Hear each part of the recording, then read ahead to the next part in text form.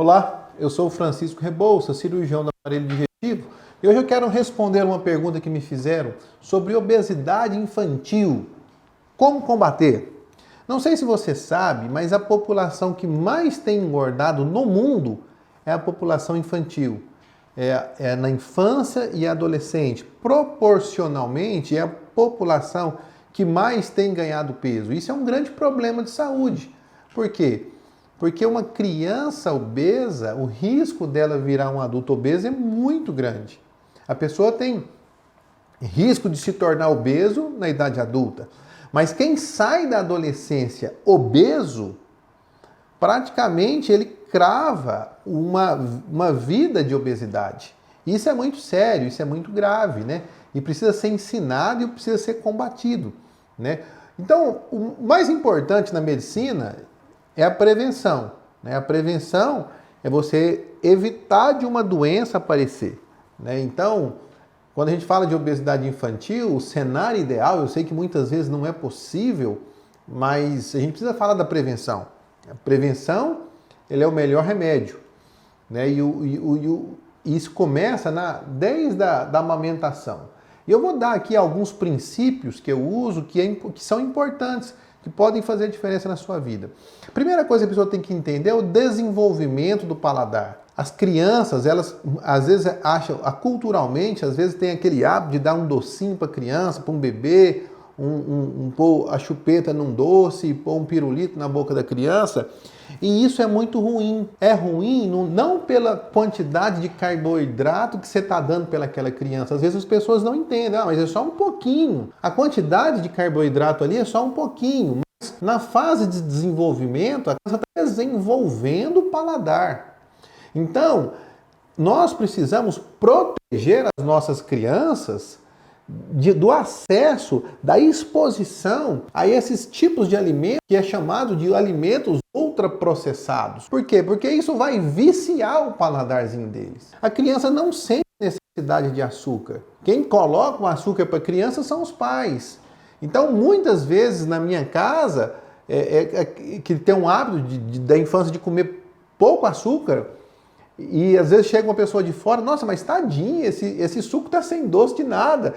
Tadinho da criança. E a criança tomando suco achando que aquilo é o mais normal.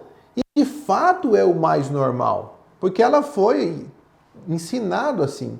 Então o nosso paladar, ainda que depois da idade adulta, ele é modificável. Mas se desde a infância a criança é treinada com pouco açúcar e também pouco sal, ela vai desenvolver um paladar diferente. Uma criança que tem muito acesso na infância a esses alimentos ultraprocessados, ela vai desenvolver um paladar para isso. E isso pode ser a chave entre obesidade infantil ou não. Talvez esse seja o aspecto mais importante desse vídeo. Uma outra coisa que eu gosto de lembrar é da autonomia de uma criança. A criança ela não tem tanta autonomia, né? Eu já vi muitas vezes as pessoas falando, mas ele não come tal coisa. Mas assim, eu tinha um professor, nunca me esqueço, na faculdade de pediatria, que quando a mãe falava assim, ele falava assim, seu filho está trabalhando aonde? Ué, ele não trabalha. Não, mas se ele está comprando um salgadinho é porque ele deve ter dinheiro, né? Então ele deve estar trabalhando em algum lugar. E era um choque de realidade,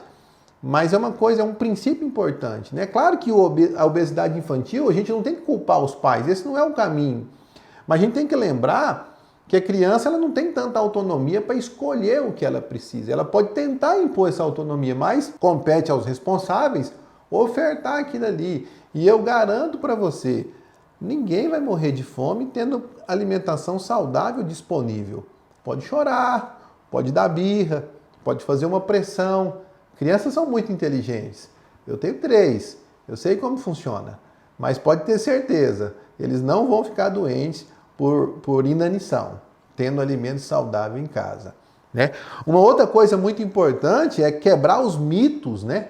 Existe, como eu falei, o mito do docinho, né? Existe um mito, né? Que é o gordinho saudável, né? Bebê saudável é um bebê gordinho, né? Um bebê farináceo, né? Eu acho estranho, mas nos dias de hoje tem pessoas que acham que tem que engrossar o leite, porque acham que o leite da mãe é fraco, então tem que tem que dar um leite de vaca que não é um leite adequado para uma criancinha recém-nascida. E por incrível que pareça, tem gente que quer colocar farinha, mais carboidrato naquele para fazer a criança ser obesa. E às vezes o chamado bebê farináceo, ele é obeso, ele é gordinho, mas ao mesmo tempo é desnutrido. Porque a desnutrição ela não é só calórica, não é só de massa, ele pode ter ser aparentemente um gordinho, mas com desvitaminose, com baixa proteína. Então não quer dizer uma coisa com a outra, né? Então esse mito do que o gordinho é saudável, ele nasce lá na infância, né? Um bebê gordinho é um bebê mais bonito, né? Isso é um mito que vem da época da década de 40, que tinha uma expectativa de vida baixa, muita desnutrição no país, e que isso não ocorre hoje. O problema hoje é o contrário. O problema hoje não é a desnutrição. O problema hoje é a obesidade.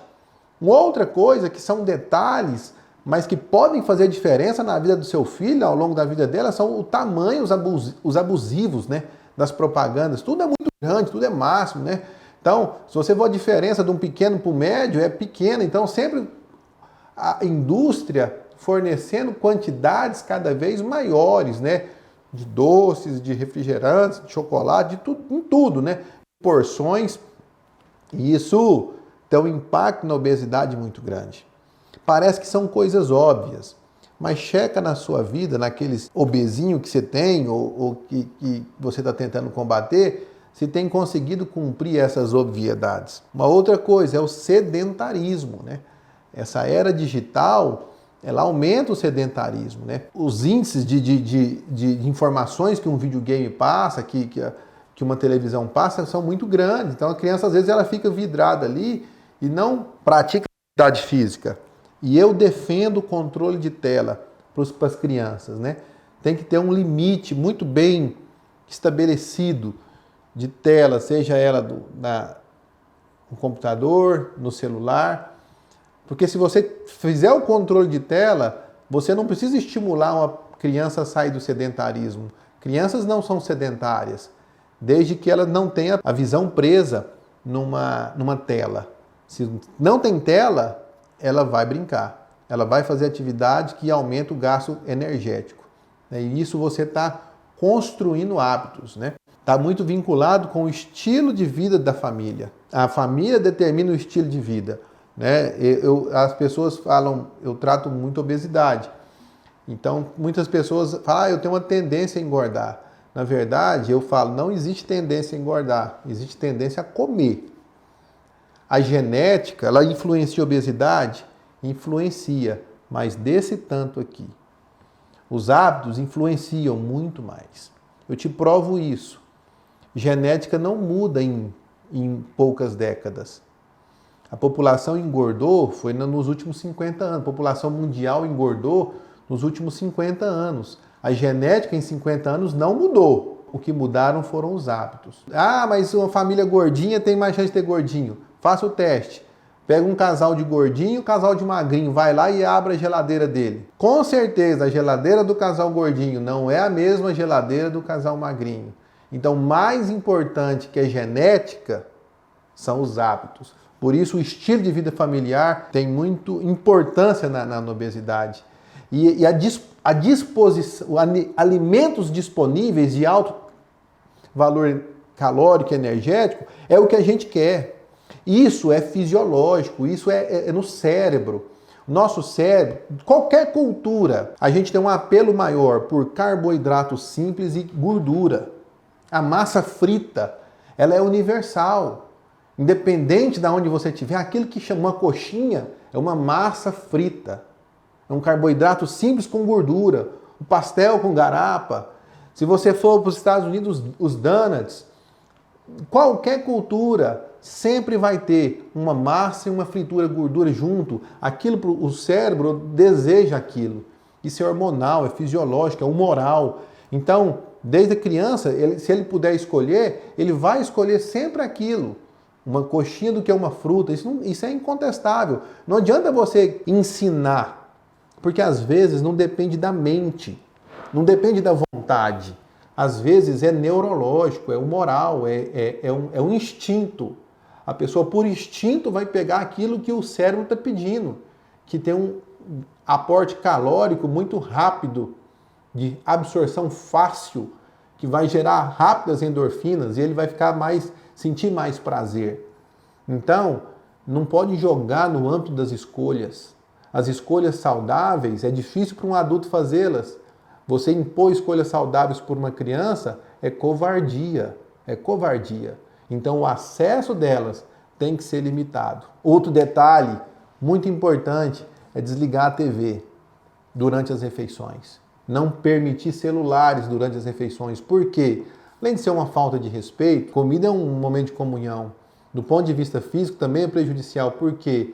Se você está com a atenção em outro lugar, você não gera saciedade. Quem não gera saciedade, come mais. Não deu tempo do seu organismo entender, ó, já comi bem. Então você vai ficar comendo compulsivamente. E vai construindo um hábito compulsivo, um hábito de compulsão alimentar. Isso é muito ruim, entendeu? Então tem que abolir. Durante a refeição é focado na refeição, porque ali você vai estar desenvolvendo a saciedade. Você treinar uma criança a comer vendo alguma coisa, porque ela acostumou, ela come melhor quando vê tal desenho e tal desenho, cuidado. Pode te abrir uma porta de facilidade aqui, mas abrir outra de obesidade lá na frente. Isso não é melhor. E uma outra coisa no combate à obesidade, quando a gente não pode prevenir, é fazer o diagnóstico precoce. Tem que ser enfrentado. O sobrepeso ele tem que ser enfrentado, né? Uma criança, ela não fica obesa da noite para o dia, ela começa com sobrepeso. Então ela tem que ser avaliada para que as medidas possam ser tomadas antes de chegar num pico de obesidade maior. Então tem que explicar que ela está acima do peso e fazer programas, né? Ela vai poder ter uma infância completamente normal, comendo o que todas as crianças comem e gostam, mas com tempo, com modo, com restrições. Tudo que eu falei são coisas que parecem simples, mas são coisas fundamentais, são princípios, isso não muda. Dependente da sua área de atuação, isso que eu falei, isso é inquestionável, né? E pode fazer uma grande diferença. Espero ter ajudado você. Um grande abraço e até a próxima.